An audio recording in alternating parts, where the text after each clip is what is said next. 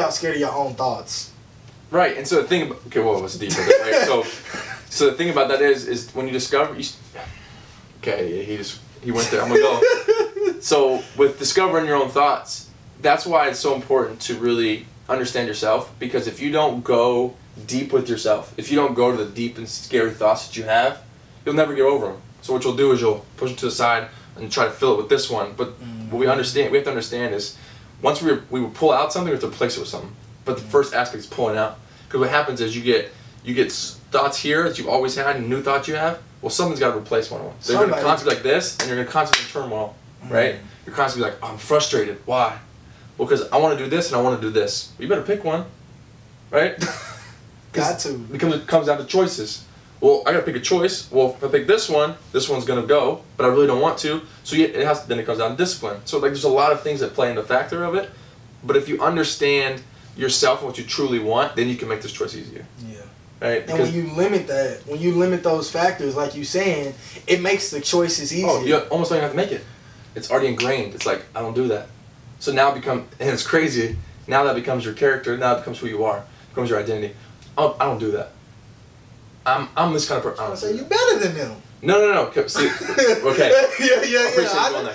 Right, so it's like, I don't think it would be towards someone, but the way you think about yourself, so if you're approaching a situation, you do that, in your mind, it's like, nah, that ain't me, I don't do that.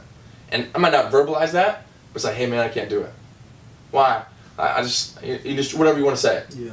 But in your mind, it's like, that's not me, and I don't need to go there because that isn't me.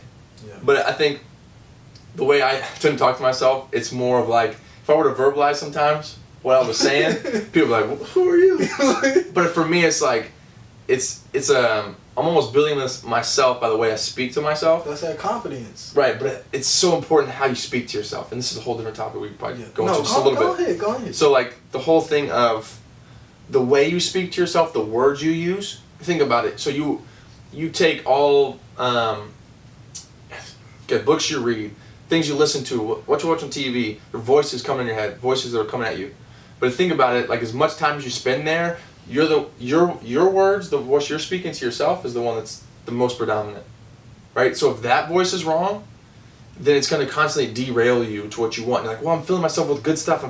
Like say you put everything in place to where you should all the right things. Right, you put yourself in a great environment, but you're the weed.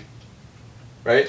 Ooh, hold on. Right? He just went in because some of y'all think y'all in an environment and these other people is weeds around y'all. What he's saying is some of y'all are in a good environment. You in a good place, but you're the weed. You're the problem. Right. You're the reason why you're not where you want to be. Not mom, not dad. And I'm always using that because I'm telling y'all, sometimes you think, oh, I'm not this because my mom, I'm not this. No, you're not that because of you. You made the choices in your life. You didn't have the discipline. Oh man, I've been in college 6 years. Well, mama ain't going to class for you. Mama not doing it like, right. Get it done. Right. And a lot of times what happens is that thing of like, it's my mom or whatever. First of all, it goes to a blame, but see the words he uses? He takes it away from himself. Mm-hmm. Right? So there's no self-accountability. And a lot of times too, he'll probably say like, well, I can't do it. You know, say my parents go to college, right? Or my parents did, but say my parents didn't. Yeah. It's like, well, my parents did go to college. Like, you give yourself an excuse, right? But that's the words you spoke to yourself. So now, in your mind, you're like, well, I mean, if I don't do really well, then there's a reason why. Instead of flipping it on its head and saying the complete opposite. Because we're constantly speaking to ourselves without us really noticing it. It's a lot of times subconscious, or like the little beliefs we have, or the things that we think about. And if we can harness that and think consciously, then we can take those thoughts captive and then apply them how we want or how they should be. And so like, I'm like, okay, something comes to my head, I'm like, okay, why am I thinking about that? Like, I don't believe that. Why is that even in my head? Then figure it out. And then once I figure it out, I'm like, okay, it's gone. Fill it with something right. So I start to train my mind to think a certain way. Train your mind, dude. T.D. Jakes says it's like. If you haven't heard it, I don't know what video, he probably said it a couple of times. Have you heard it where he goes through like, I'll try to give a paraphrased version. He's going through safari out in Africa, and he starts walking, he sees like the lions, he sees like the elephants. So he sees a lion, he is like, wow, it's so powerful with his roar, right? the roar is so powerful, and that's his defense. Or he sees an elephant, he's like, he just shifts his weight so easily, and that's his defense. Or he sees an eagle and he's flying and he's just soaring up, and that's his defense. And he's like, God, what'd you give up? What'd you give me? He's like, I gave you your mind. Right? And I was like, dude, like, understanding of your mind and like what all embodies really, because there's a ton in there, that is what we use to achieve, our people have used forever to achieve such great things, right? So, and I love the analogy he gives. It's like, a lot of times we pray for a table, and we're like, God, why don't you give it to us? And he said, I gave you a tree. Right? Like, a tree makes a table, don't it? So it's like... Most cases. You know what You're right. So it's like, okay, well, it's become the way that I process things. Like, if I don't think that way, it's like, I don't understand that it's already been given. Then your whole thing is like, well, no one can. It's like, do you have all the resources right in front of you? I was just finna get to that. You gotta realize, like, have you ever been, I don't know, I'm going, but have you ever just wanted something, like, for real wanted something? And then you going, why don't I don't have it? Or you feel like, and then one day you just look up and you like, it's been right here the whole time. Yeah. You be like, I don't have no motivation. I don't have, like, and this is just one example with me. And like, this is just totally going down a rabbit hole. But I used to be like, man, like, I used to be watching E.T., E.T., bro, he inspired me, whatever. Like, yeah. Shout out to E.T. Yeah, like, he was like, I wake up at 4 a.m., wake up at 4 a.m., wake up at 4 a.m., wake up at 4 a.m. I'm like, man, I just ain't got nobody waking up. Like, man, like, all my people's like, they just be getting up 7, 8. And then, bro, it just, alright, I just looked, and I walked in the kitchen, y'all, and guess what I saw? I saw my mom.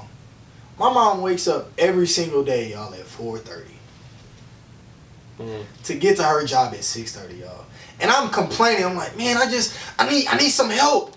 My mom, I checked it because I was like, my mom been at the same job as long as I've been alive, so I won't do that. But, and I was like, Mom, how long you been waking up at 4:30? She was like, probably past 10 years. I wanted something. It was right there in front of me.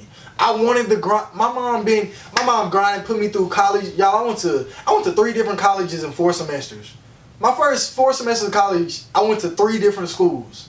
And my mom never complained about no paying for, she was like, oh, you want to go there? Okay, we'll find a way.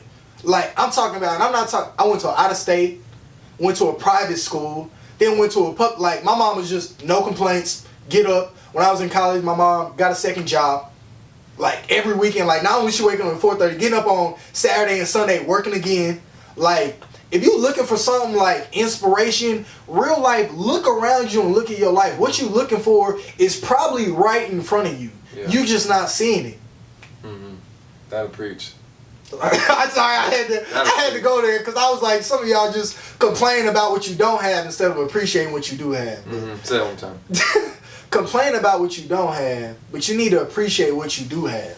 Agreed, dude. That's because the thing about it, and it goes back to the way a creator can't be fearful of what he can do. Right? But if you're grateful, fear is out of the equation. You can't be fearful and grateful at the same time. Hold on. That just made me think of something else. Another one. Les Brown. He says the old, he always goes, he said there's this proverb, if there's no enemy within. That's a good one. Go ahead. Say it. There can be no enemy outside. Or something like that. Yeah. Something like that. I'm paraphrasing bad, but that was, so you can't have fear and gratitude, like gratefulness at the same time. They don't. Can't. So think about, like, if you're sitting there and you're like, dang, I'm really grateful for this moment. You're not fearful of the moment. It's like the whole thing of like the 2 ways of thinking. You can't have both go on at the same time. Yeah. So it's like you either choose one or the other. So when you're fearful, you're not like, oh, I love this moment, are you? You're like, oh, I'm scared. I'm scared of this moment. I want to get out of it. But if you're like, oh, I love it, like, I want to enjoy this moment, there's no fear there. No it's pressure. Like, I want to take in everything. Whereas fear is I want to push everything away. Right? So like, it's the whole thing of coming from a grateful place allows you to step into a realm, if you will, of what you truly desire. Not a realm, if you will. You stepping into the realm. Go ahead. I don't even. We leveling up today. That's all, like, I don't even know. That was. This is great. It's just. The cameraman couldn't contain it. All right, so y'all, that was level up. First episode, 2018, y'all. Appreciate y'all for this was crazy. I thought about this today. I was like, I'm gonna do it. Hey, I just want to appreciate all the fans watching. We ain't even got no fans, but we just want to appreciate all y'all that's watching, man. Cause hey, outcome. Speaking to it, yeah. it's helping us. It's like real talk, like for real. Like this my dog. Like y'all don't even understand. This my dog. This like my dog. Like we ain't even like y'all don't even know. Like we totally different walks of life. Like, but this my dog. Like Taylor. Like, but all right, go ahead.